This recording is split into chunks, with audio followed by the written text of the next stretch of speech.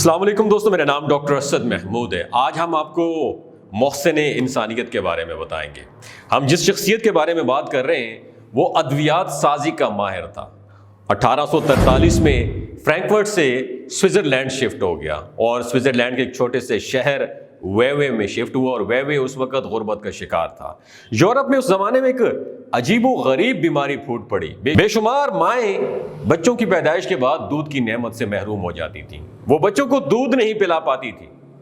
چنانچہ یورپ کا ہر چوتھا بچہ پیدائش سے چند دن بعد ہی انتقال کر جاتا تھا۔ سوئٹزرلینڈ اس وبا کی خوفناک مثال تھا۔ ہینری، ہم جس کی بات کر رہے ہیں اس کا نام ہینری تھا۔ ہینری بچوں کی لاشیں دیکھ کر بہت اداس ہو جاتا تھا۔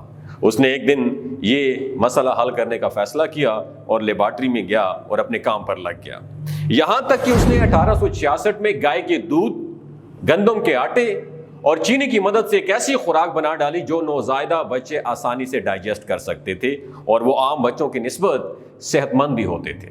اور یہ خوراک کسی بچے پر ہینری ٹیسٹ کرنا چاہتا تھا۔ قدرت نے اسے چند دن میں یہ موقع بھی فراہم کیا اور ہینری کے ہمسائے کا ایک نومولود بچہ ماں کا دودھ ڈائجسٹ نہیں کر پا رہا تھا۔ بچہ 14 دن سے رو رو کے نڈال ہو گیا تھا، رو رو کے بلک رہا تھا۔ ماں نے بچہ اٹھایا اور رات کے آخری پہر ہینری کے دروازے پر دستک دی۔ ہینری اس بچے کو اپنی ایجاد کردہ خوراک کھلانے لگا۔ بچے نے پہلی مرتبہ سکھ کا سانس لیا اور یہ لیکوڈ خوراک کھا کر سو گیا۔ وہ بچہ 3 دن میں مکمل طور پر صحت یاب ہو گیا۔ بچے کی ماں واپس آئی، بچے کو پنگوڑے میں ہنستے کھیلتے دیکھا تو اس کی ماں سے خوشی کے مارے چیخ نکل گئی۔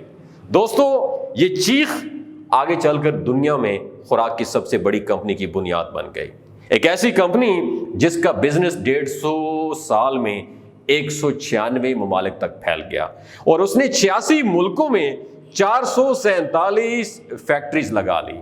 اس میں 3,30,000 لوگ ملازمت کر رہے ہیں۔ وہ $247 بلین کی کمپنی مالک بن گئی اور وہ 8,856 مصنوعات یعنی برانڈز بنانے لگی، اور اس نے پوری دنیا میں خوراک کا کلچر ہی بدل کے رکھ دیا۔ جی ہاں، we are talking about Nestle company.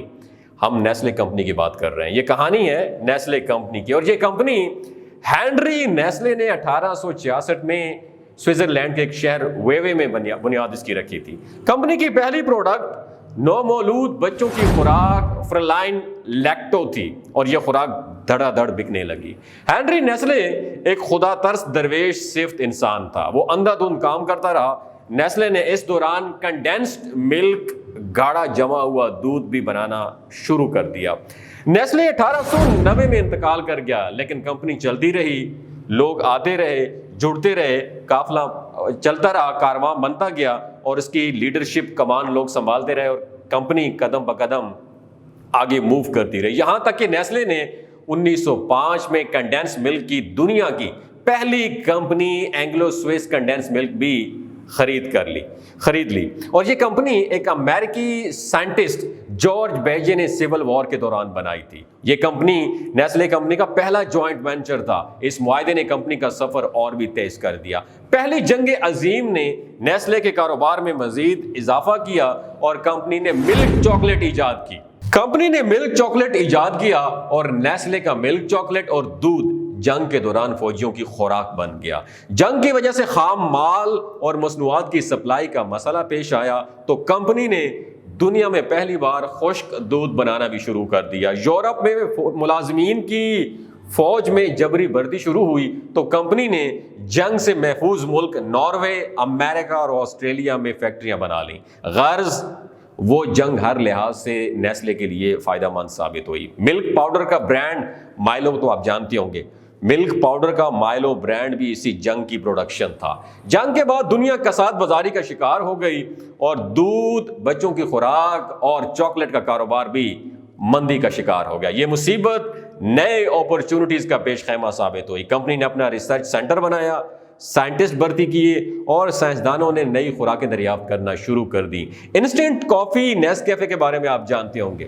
Instant کافی فوری طور پر تیار ہونے والی کافی اسی ریسرچ کا نتیجہ تھی۔ نیسکیفے نے پوری دنیا میں کافی کا نیا کلچر بھی انٹروڈیوس کروایا اور کمپنی کو دوبارہ اپنے قدموں پر لا کھڑا کر دیا۔ امریکہ کے ایک سائنٹسٹ ہیں جولین میجی نے 1880 میں میجی کے نام سے انسٹنٹ سوپ بنایا تھا۔ نیسلے نے 1947 میں میجی بھی خرید لی۔